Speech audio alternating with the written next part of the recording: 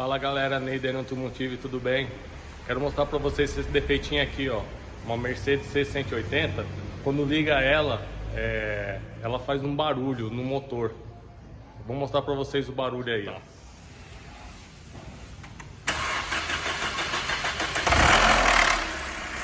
Viu? Ela fez o barulho e parou. A gente removeu a tampa de válvulas e já conseguimos ver o defeito ali. Eu vou mostrar para vocês aonde é o defeito. Olha aqui, galera, tem essa aqui é a polia do comando de admissão e essa aqui é do comando de escapamento.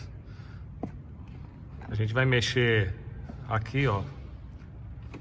Mexe aí, Raul. Estamos mexendo aqui, olha.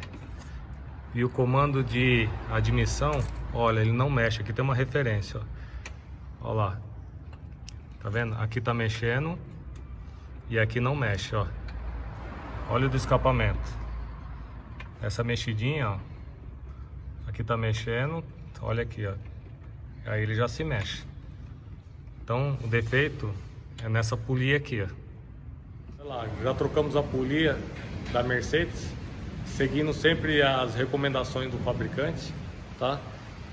Vou mostrar para vocês lá a polia trocada.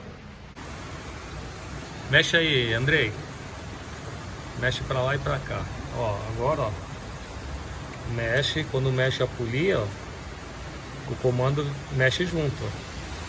Então, problema resolvido. Daqui a pouco a gente vai funcionar ela. Sem barulho.